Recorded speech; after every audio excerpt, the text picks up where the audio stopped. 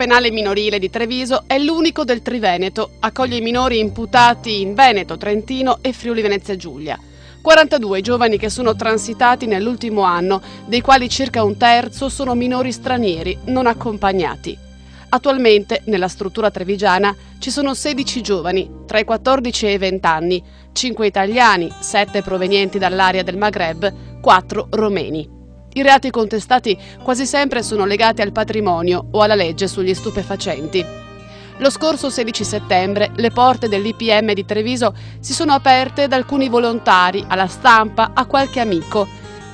Nella palestra è stata infatti proiettata la videorappresentazione Viaggio del Diavolo, spettacolo conclusivo del laboratorio di videoteatro promosso dal Coordinamento Associazioni di Volontariato della provincia e dal CTP2 Coletti. Singolare l'accoglienza per i visitatori che sono stati bendati, fintamente strattonati e accompagnati un po' bruscamente nella sala, un po' come succede ai giovani migranti quando arrivano nel nostro paese.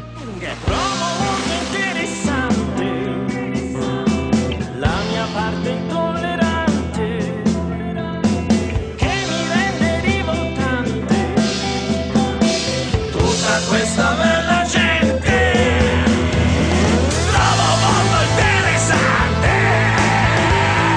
la mia parte intollerante che mi rende rivoltante. Tutta questa bella gente trovo molto interessante la mia parte intollerante. Trovo molto interessante la mia parte intollerante. Trovo molto la mia parte intollerante, trovo molto interessante. Giunto alla 10ª edizione, il laboratorio di videoteatro quest'anno si è concentrato sulle storie di vita dei ragazzi detenuti. Arrivato il giorno, siamo partiti per le spiagge, abbiamo trovato il barcone, però c'era un problema. Noi arriviamo 375 persone su quel barcone, arrivava a 16 metri col barcone.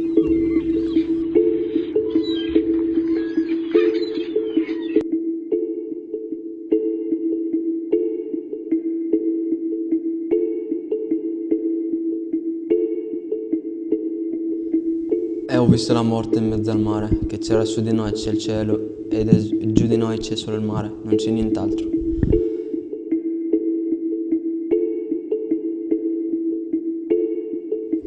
E là vicino a Lampedusa, 25-30 km, ci hanno visti la Guardia di Finanza e sono arrivati subito da noi, ci hanno visti con l'elicottero e la barca è affondata, la nostra.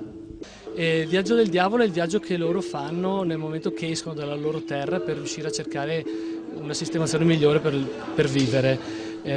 Lo chiamano così perché è un viaggio probabilmente molto difficile, molto complicato, molto pericoloso.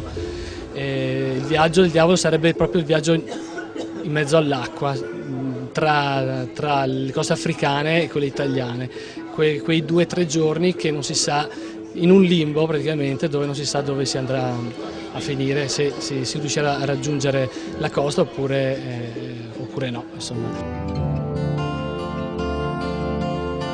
Sono seduto su un grattacielo, vedo gli aerei passare, poi guardo giù, voglio saltare, voglio imparare a volare.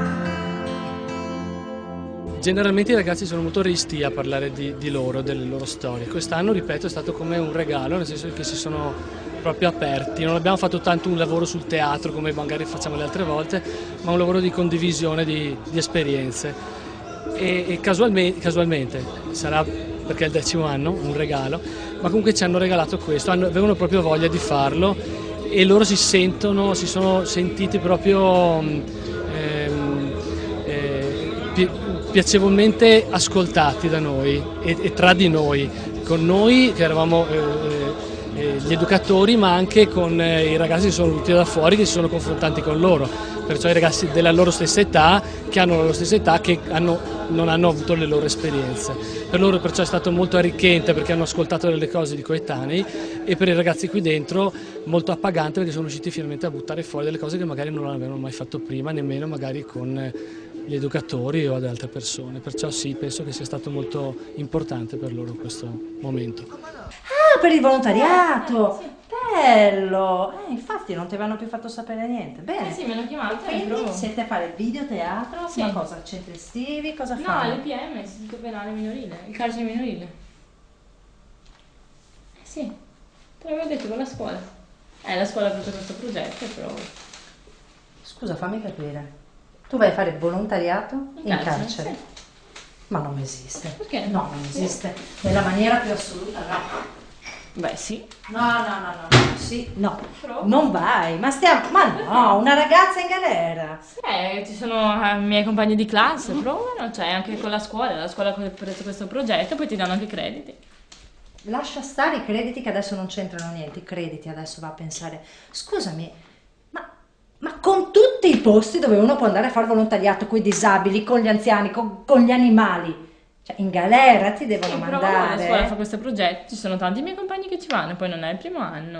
Cioè la scuola sì, ma è da 10 anni che fanno questo progetto. Io ho fatto un'esperienza qua anche durante l'anno scolastico, ma quella intrapresa durante l'estate è tutt'altra cosa, nel senso che siamo molto più liberi anche assieme ai ragazzi. Durante l'inverno addirittura non possiamo neanche toccarci, ma neanche avere, non so, questo tipo di contatto. Mi ha cambiato tantissimo perché prima non avevo idea di come fosse dentro e non avevo idea dei ragazzi che ci potessero essere e ho realizzato sì che sono ragazzi assolutamente come noi, ho trovato delle persone che potenzialmente potrebbero essere miei amici all'esterno e ho capito, l'ho concepita proprio come realtà e che prima non riuscivo neanche a sognare, non riuscivo a concepire.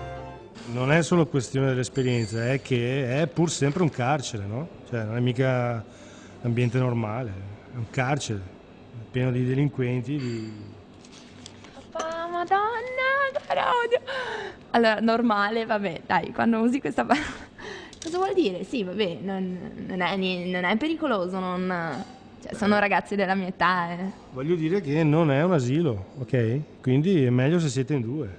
Io inizialmente sono venuto in questo progetto fatto dal Centro Giovani Volontariato di Treviso perché mi ci ha portato un mio amico, mi aveva detto che era un'esperienza interessante. Sono venuto e sono rimasto soddisfatto perché arrivo a conoscere realtà diverse dalle mie e mi dà la possibilità di capire quei valori di cui si parla tanto in televisione, da cui invece li vivo, la libertà, insomma, chi è che è negato dalla libertà? Lo senti in diretta e è una sensazione molto forte, un impatto improvviso, insomma. Il progetto da sempre rappresenta uno strumento di condivisione e di espressione efficace anche per riunire i ragazzi fuori dai giovani dentro, divisi da un muro spesso fatto di pregiudizi e luoghi comuni. Ed è sempre un modo per aiutare i ragazzi detenuti ad affrontare, una volta scontata la pena, il mondo che li attende. Noi facciamo il possibile, la bacchetta magica non ce l'ha nessuno, però se noi siamo aiutati da questi ragazzi, loro ci devono aiutare, noi facciamo il possibile per inserirli un'altra volta sul tessuto sociale. Certamente quando possiamo li inseriamo nel mondo del lavoro, nelle comunità, continuano anche all'esterno, nelle attività scolastiche, lavorative.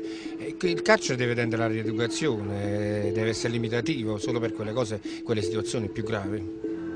Spesso ad unire questi ragazzi è stata la musica. E così è successo anche al termine di una giornata intensa e carica di significati.